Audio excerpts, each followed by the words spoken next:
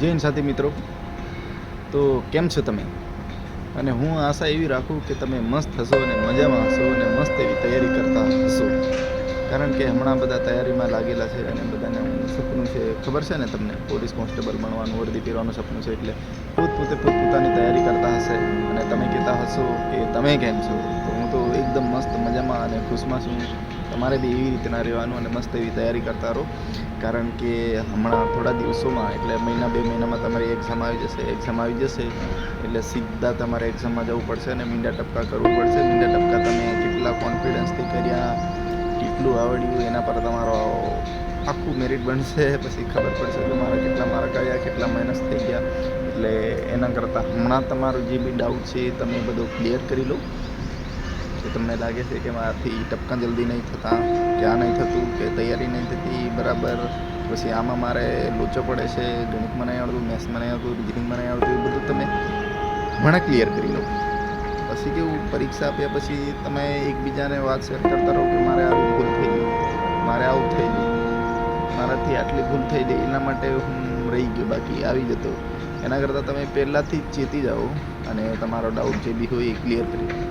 ઘણા બધા એવું કહેતા હોય કે મારે છે ને ઘણા બધા સાચા હતા, પણ છે ને પહેલેથી તે ABCD લખવામાં ભૂલ થયેલી, એક ગલત થઈ ગયું એટલે બધા ગલત ભરાઈ ગયા, એવું ને બધું થતું હોય છે. ખરેખર થઈ જાય કોઈકને ના બી થતું હોય, પણ માણા હત્તર કાઢતા હોય. આપણે માણા નહીં કાઢવાના અને સાચી મહેનત કરીને, તૈયારી કરીને ભાગી જવાનું છે. તો મિત્રો, તમને શું કહું, હું ઘણા દિવસથી આવો વિડીયો નહોતો બનાવતો. કેમ? કારણ કે હું થોડો બિઝી હતો, કંઈ કામમાં હોઉં તો મારે વિડીયો બનાવવાનું સેટ ના થાય. એટલે શું કરું, કોઈ દિવસ જ્યારે બી મને ટાઈમ મળે ને ત્યારે વિડીયો બનાવી દઉં અને તમને શેર કરી દઉં. તો દોસ્તો, આમ વિડીયો બનાવવાથી અને યુટ્યુબમાં આપણે વિડીયો મૂકીએ અને આપણા નોલેજ શેર કરીએ તો આપણી જિંદગી બની જાય છે. અને આ દુનિયામાં છે ને, આ યુટ્યુબથી લોકો પોતાની જિંદગી બનાવે છે. એટલે એવું નહીં વિચારવાનું કે વિડીયો બનાવવાથી કે આ બનાવવાથી જિંદગી નહીં બને. એમાં આપણું નોલેજ શેર થાય, સારી રીતના કોઈને આપણે વાત કરતા હોય તો આપણું નોલેજ લોકો સુધી પહોંચે અને લોકો આપણું નોલેજને શું કરે, એક્સેપ્ટ કરે ના કરે એ એમની મરજી હોય, એમના વિચારો પર જાય. પણ આપણે ફરજ એ છે કે આપણું જે બી નોલેજ છે એ બીજાને શેર કરીએ. બીજી ફાલતુ વાતો આપણે નહીં કરતા, પણ છે ને હમણાં જે બી આપણે કરવાનું છે એની વાતો કરીએ. તો પોલીસ માટેમાં તમને ખબર છે કે કેટલા માર્કનો છે, શું થશે, કેવું થશે, એ બધો ડાઉટ નહીં રાખવાનો અને તૈયારી મસ્ત એવી કરો. કારણ કે એક વખત નોકરી લાગી જશો તો તમારી ઇજ્જત વધશે ગામમાં, ઘરમાં, પરિવારમાં. પછી તમે તમારી રીતના મોજ મસ્તીમાં થોડા પૈસા કમાતા થઈ જશો. એટલે કેવું, તમારા શોખ ઓટોમેટિક પૂરા થવા માંડશે. એમને તમે જે ચાહો, તમારે જે લેવું હોય એ તમે લઈ શકશો. નવી ગાડી બાડી, મસ્ત એક્ટિવા, છોકરી હોય તો એક્ટિવા લઈને ફરવાનું, કાં તો ફોર વ્હીલર લઈને ફરવાનું. એ બધું તમારું સપનું હોય ને, એ બધું સપનું પૂરું થઈ જાય. તો આ સપના માટે તમે ફૂલ તૈયારી કરો.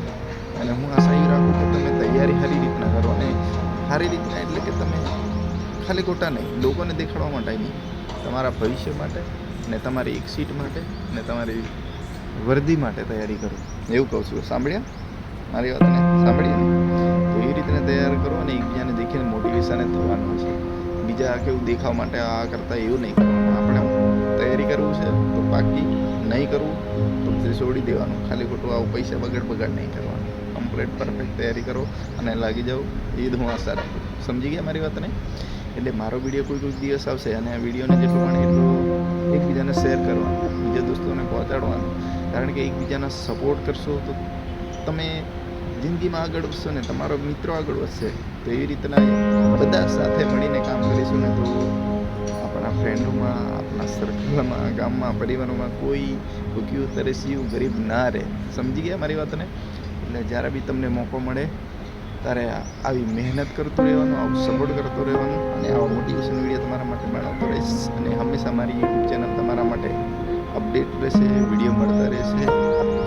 અને મારું સપનું એક એવું છે કે હું આવ્યો છું આ પૃથ્વી પર અને જન્મ લીધો છે અને મનુષ્યનો જન્મ લીધો. સૌથી બુદ્ધિશાળી પ્રાણીમાં આપણો જન્મ અહીંયા થયો છે. તો આપણે કોઈના માટે કંઈક કરીને જઈએ, હેલ્પ કરીને જઈએ. આપણે આપણી આર્થિક પરિસ્થિતિ ખરાબમાંથી સારી એવીમાં આવી ગયા હોય ને આપણે સારા એવા પૈસા કમાતા હોય, આપણી ફેમિલી ખુશ હોય, આપણી ઘરવાળી ભાઈ બહેન બધા ખુશ હોય, તો આપણે કોઈકને ખુશ રાખી શકતા હોય. આપણે એને પૈસા ન આપી શકતા હોય તો આપણે ખાલી એને નોલેજ તો આપી શકીએ અને વિચારો તો આપી શકીએ કે આવી રીતના કર તું, પૈસા મળશે, જિંદગીમાં કમાઈશ તો ઘરના ખુશી રહેશે, એવું કહી શકીએ ને આપણે. એટલું કહું ને ખબર.